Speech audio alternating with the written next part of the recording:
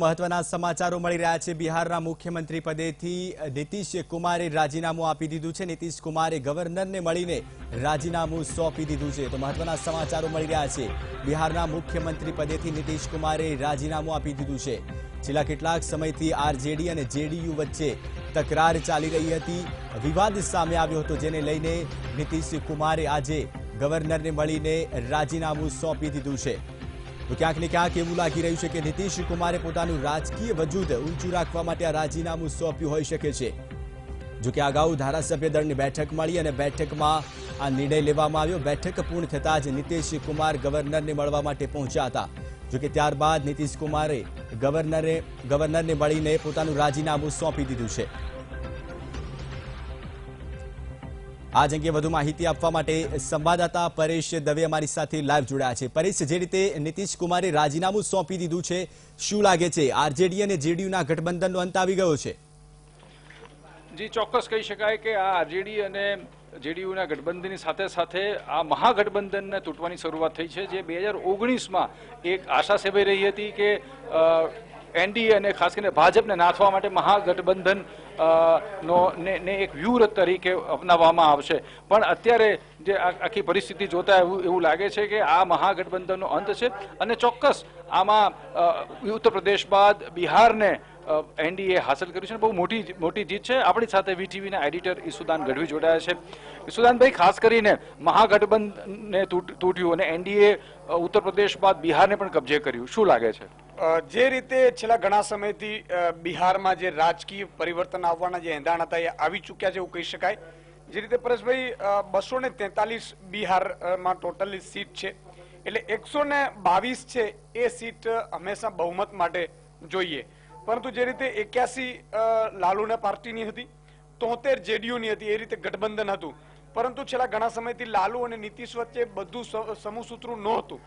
એ સાથે જ જે રીતે લાલુની જે ઓડિયો ટેપ આવી હતી જેલમાં, જે રીતે એના આખા સમગ્ર પડઘા પડ્યા। આ સાથે ભાજપ તરફથી પણ એવો પ્રયાસ કરવામાં આવતો હતો, ખાસ કરીને દિલ્હી ભાજપના નેતાઓ તરફથી કે ક્યાંક ને ક્યાંક બિહાર છે એ કબજે કરવું જોઈએ, જેથી કરીને ઉત્તર પ્રદેશ અને બિહાર બે મોટા રાજ્યો ગણી શકાય અને એને કબજે કરવા માટેનો એક પ્લાન ઘડાયો હતો દિલ્હીમાં। અને એના અનુસંધાને જ જે આ સમગ્ર ઘટના બની છે, એમાં આજે જે રીતે નીતિશ કુમારે જે રાજીનામું આપી દીધું છે, નીતિશ કુમાર રાજીનામું આપવાથી હવે શું થશે? કારણ કે નીતિશ કુમાર રાજીનામું આપે એટલે એસેમ્બલી છે ભંગ થશે, વિધાનસભા ભંગ થશે। વિધાનસભા ભંગ થાય એટલે આખું મંત્રીમંડળથી માંડી અને તમામ ભંગ થાય। એટલે 56 સીટ અત્યારે ભાજપ ને 53 અને બીજા સપોર્ટેડ, એટલે 56 સીટ ભાજપ પાસે છે, 73 જેડીયુ પાસે છે। આ બંને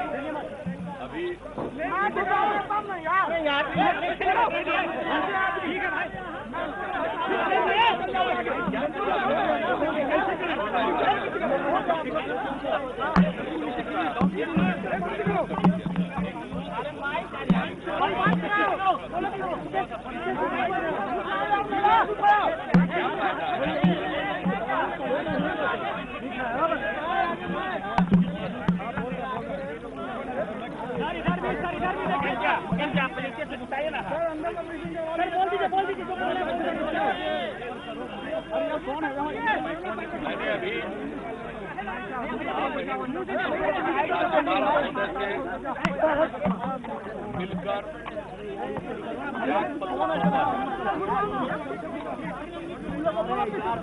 महागठबंधन की सरकार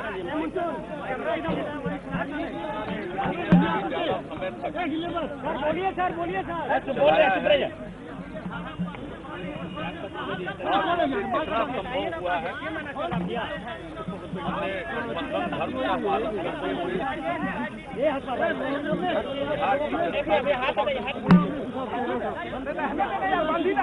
चुनाव के दौरान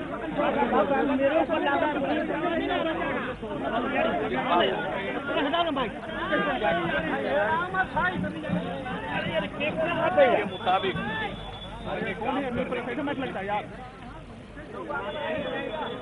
सात निश्चय पर अमल करना प्रारंभ किया।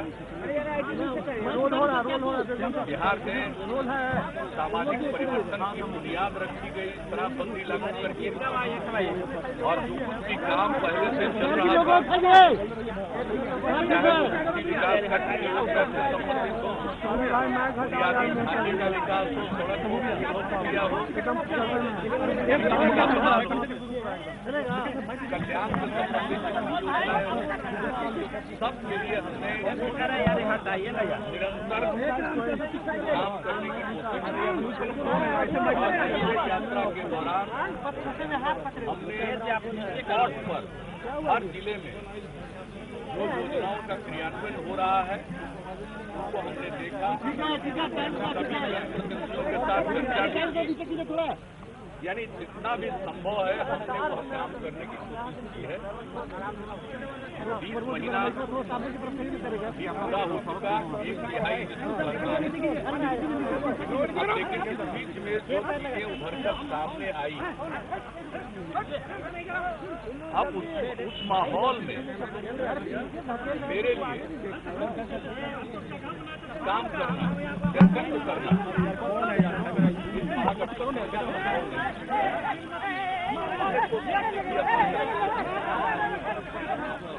हमने कभी किसी का इस्तीफा नहीं दिया।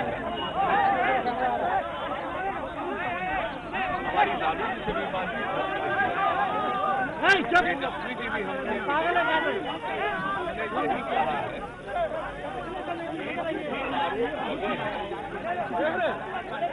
इसके बारे में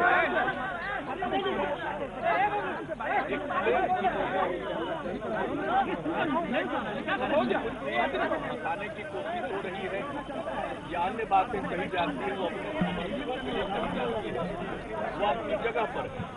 लेकिन आम जन के बीच में जो एक अवधारणा बन रही है उसको ठीक करने के लिए एक्सप्लेन करना लेकिन अब वो अभी नहीं हो रहा है और कुल मिलाकर माहौल ऐसा होता चला जा रहा है।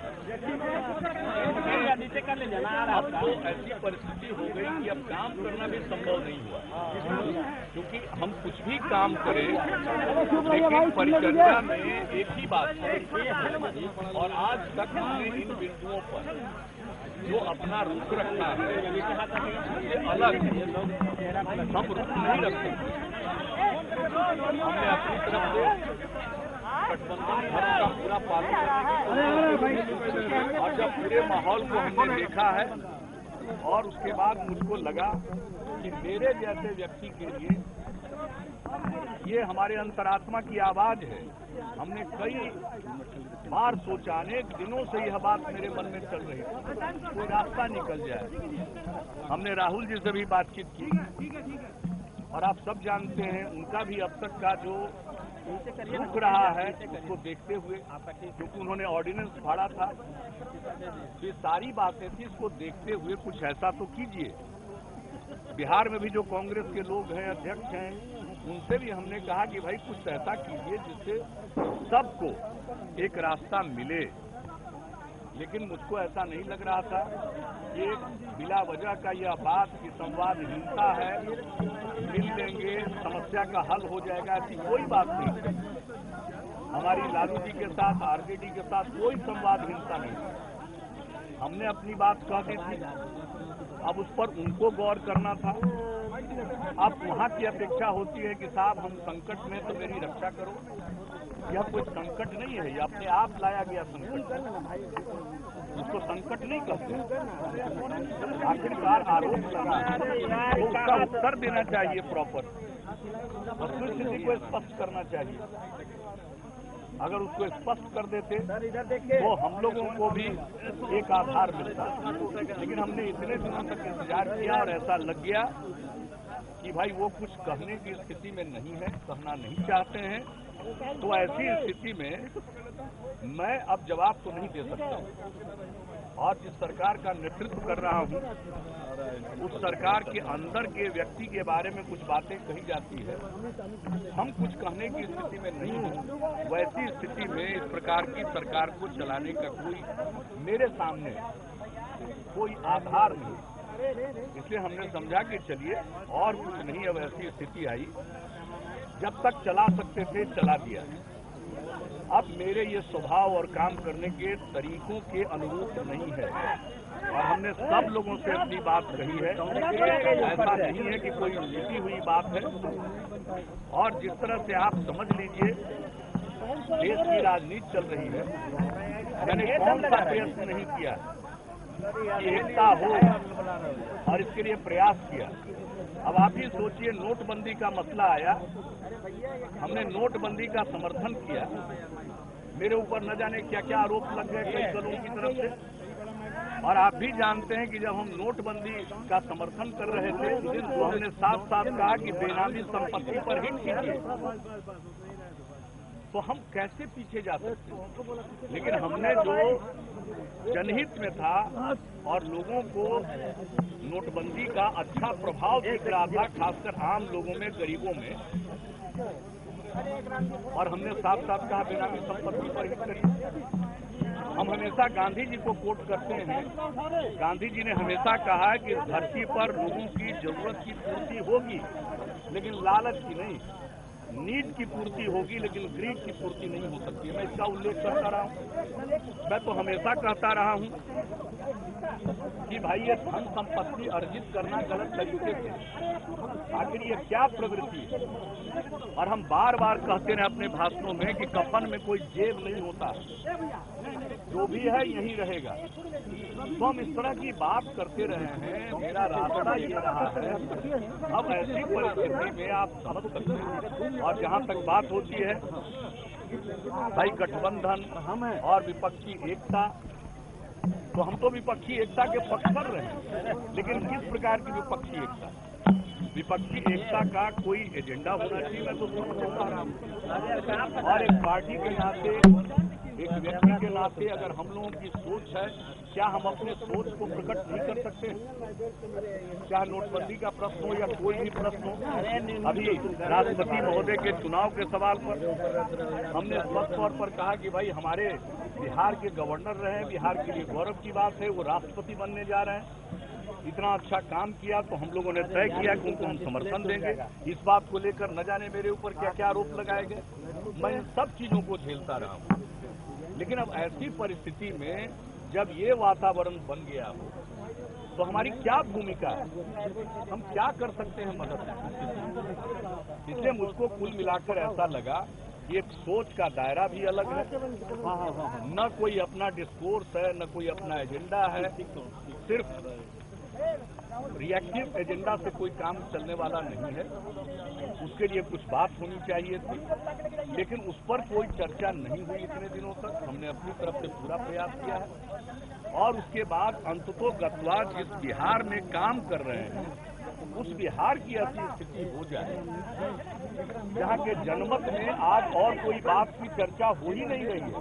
ऐसी परिस्थिति में अगर हम अपनी तरफ से अब तक की जो हमारी सोच है उसके अनुरूप अगर हम अपना स्टैंड नहीं लेंगे तो फिर यह उचित नहीं होगा। इसलिए हमने अपने अंतरात्मा की आवाज पर पूरी चीज को देखते हुए हमने समझा कि अब मेरे जैसे व्यक्ति के लिए इस सरकार का चलाना संभव नहीं है। इसलिए हमने यह तय किया कि भाई हम किसी के खिलाफ नहीं, कोई विवाद नहीं पैदा करना चाहते। अब चारों तरफ चर्चा हो रही थी, नहीं देगा इस्तीफा, डिस्कस करेंगे, इसका कोई मतलब नहीं। हम उस तरह की राजनीति करते ही नहीं। हम कोई प्रकार के विवाद की राजनीति नहीं करते। हमने देख लिया कि अगर कोई अब रास्ता नहीं है तो खुद ही नमस्कार करो, खुद ही वो जगह त्यागो। हमने वो जगह त्याग दिया है और जो मेरा विचार है और अब तक का जो हमारा काम करने का तौर तरीका हम उस पर अब तक काम करते रहे और जब मुझको दिख गया कि अब उस आधार पर और उस तौर तरीके से आप काम नहीं कर सकते हैं तो हमने मुनासिब समझा अपने आप को अलग कर दिया। इसलिए आज हमने अपने आप को अलग कर लिया है और आज तो यही है। राज्यपाल महोदय ने मेरे त्याग पत्र को स्वीकार किया है क्योंकि हमने इस्तीफा दे ही दिया है और जब तक कोई व्यवस्था नहीं होती है तब तक काम करते रहना पड़ रहा है। यह तो एक औपचारिक चीज है और यह एक रूटीन चीज है और यह तो वहाँ से ही कहा जाएगा। और जहाँ तक सवाल है आगे क्या होगा, कब होगा, कैसा होगा, यह सब तो आगे पर छोड़ दीजिए। आज का चैप्टर यही। Sir are you in talk with other party? Sir are you in talk? क्या वो विधानसभा आप वो तो आपको विधानसभा के अध्यक्ष ही बता पाएंगे। जिस सरकार ने मंत्रिपरिषद ने विधानसभा आहूत की और उस मंत्री परिषद ने ही त्याग पत्र दिया है तो इन सब चीजों के लिए बने बनाए नियम है, इसलिए उन नियमों के आधार पर सब संचालन होता है। जो भी नई सरकार बनेगी वो आगे का काम करेगी, लेकिन आज तो वर्तमान जो सरकार है जिसका मैं नेतृत्व कर रहा था, मुझको ये प्रतीत हो गया कि अब इसके आगे काम करना संभव नहीं है क्योंकि मेरा कमिटमेंट बिहार के प्रति, बिहार के लोगों के प्रति है। बिहार का विकास, न्याय के साथ विकास के प्रति मेरा कमिटमेंट है और हम उस कमिटमेंट को अब आगे ऐसी परिस्थिति में निभा नहीं सकते हैं, उस काम को आगे बढ़ा नहीं सकते हैं, तो आज की परिस्थिति में ऐसी सरकार का नेतृत्व करना मेरे लिए संभव नहीं है। मैं किसी को कोई ब्लेम नहीं कर रहा हूँ। मैंने तो अपने आप ये सोच लिया कि अब मेरे लिए यह संभव नहीं है और हमने पूरा प्रयत्न किया है पिछले 15 दिनों में जो भी संभव है सब तरह से प्रयत्न किया कि कोई रास्ता निकले, लेकिन सारी बातें सतही हो रही थी और वैसी सतही बातों से हम लोगों को फेस नहीं कर सकते। लोगों के सामने हम जाएं और हम अपनी मान्यताओं के अनुरूप अगर अपने आचरण को प्रदर्शित नहीं कर सकते हैं तो वो कैसा पब्लिक लाइफ। हम लोग तो शुरू से बोलते रहे लोकतंत्र लोक लाभ से चलता है। अब इस पर कोई सवाल उठाएगा हमने क्या उठाया? हमने कहा नोटबंदी के साथ साथ बेनामी संपत्ति पर हमला किया, तो मैं क्या जवाब दूंगा? ऐसी परिस्थिति में मेरे लिए मैं किसी को कोई ब्लेम नहीं कर रहा हूं। जिनको जितना ब्लेम करना है वो ब्लेम करें, लेकिन मेरे लिए अब तक जहां तक संभव था हमने किया है और जितने लोगों ने अब तक सहयोग किया मैं उन सबों को धन्यवाद देता हूं। लेकिन नहीं ये सब कोई चीज नहीं है। 20 महीना कोई मामूली पीरियड नहीं, 1/3 पूरा हो चुका, उसके आगे बढ़ा हुआ 1/3 पीरियड हमने चला दिया ठीक से। गवर्नेंस के मामले पर कोई ज्यादा उंगली नहीं उठी है।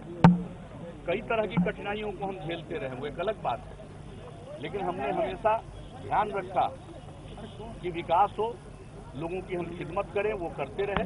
लेकिन अब पूरा का पूरा परिदृश्य बदल गया, अब पूरा का पूरा डिस्कोर्स बदल गया।